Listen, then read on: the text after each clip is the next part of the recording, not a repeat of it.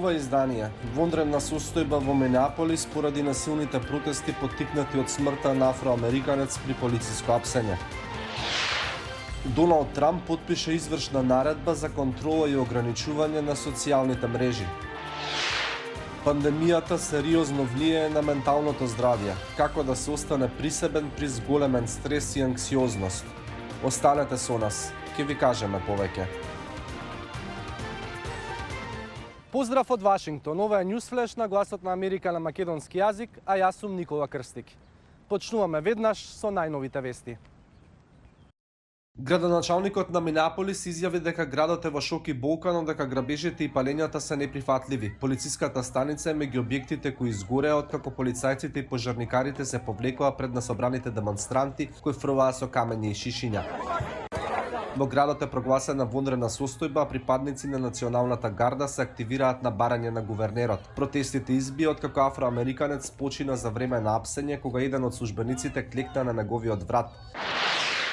Доналд Трамп потпише извршна наредба за контрола и ограничување на социјалните медиуми. Председателот вели дека целта е да го заштити правото на слободен говор. Аналитичарите сметаат дека наредбата нема правна основа, а Твитер излезе со изјава дека тоа представува закана за слободата на интернетот.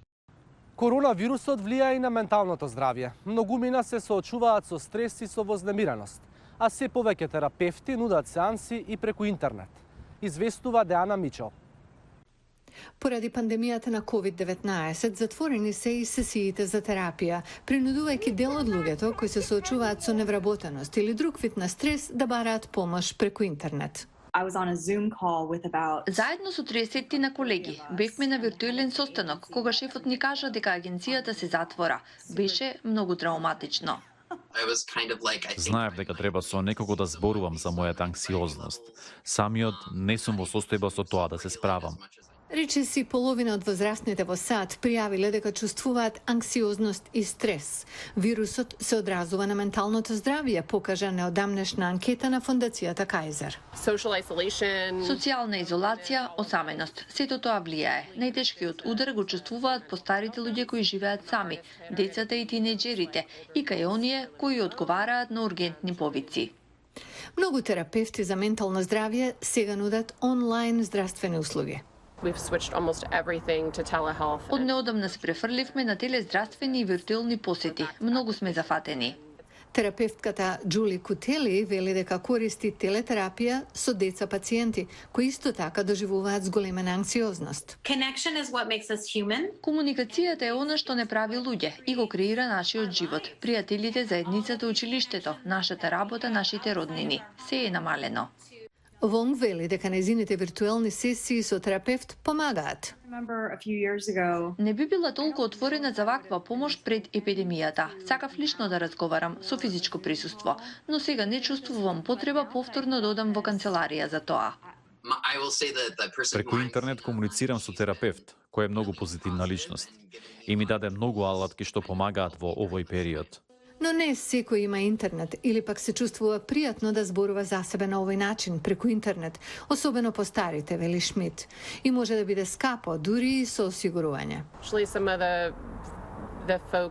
Некои од најпогодените го губат и осигурувањето за здравствени услуги.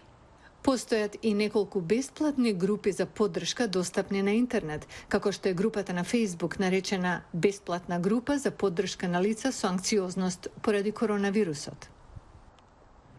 Пандемијата промени се, од начинот на социјализација и работа па до начинот на кој нарачуваме храна. Рестораните се прилагодуваат на новите услови. Од Рим известува Араш Арабасади. Време за ручек во Рим. Собственикот на ресторан Марија Киара де Феличе носи мени на муштерија.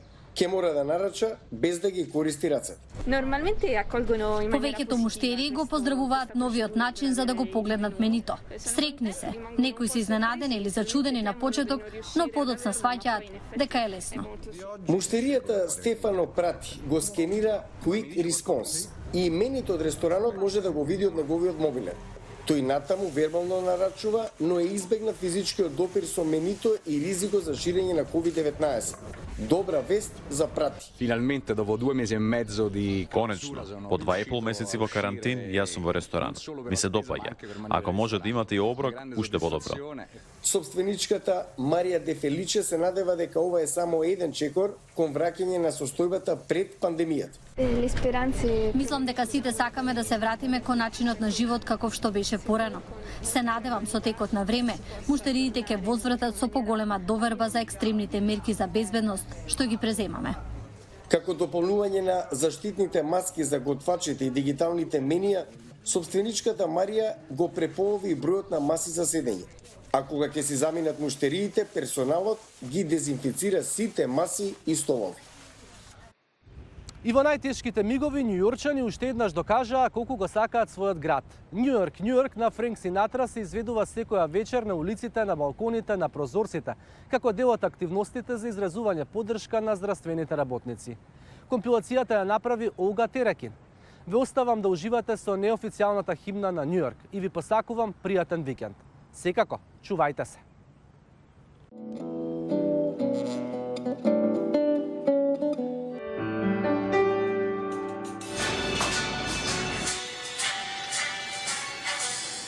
Start spreading the news. I'm leaving today.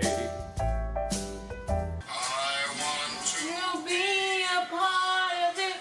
New York, New York. These vagabond shoes are longing to stray right through the very heart of it.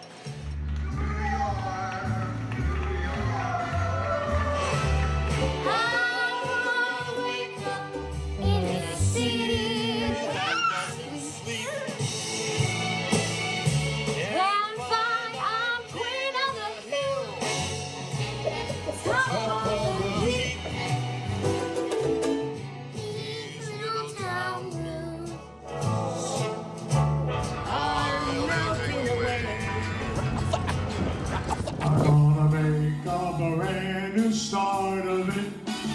In old New York, if I can make it there, I'll make it anywhere.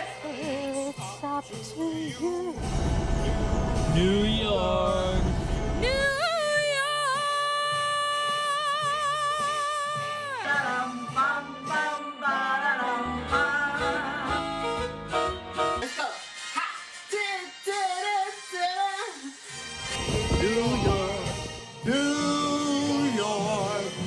I want to wake up in the city that never sleeps and find I'm a #1, Top of the list. king of the hill, A #1. These little towns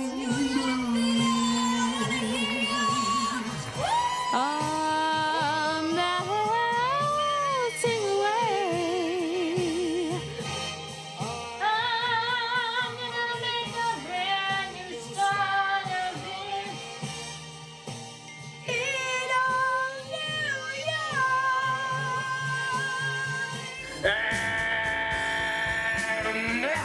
If I can make it there, I'll make it.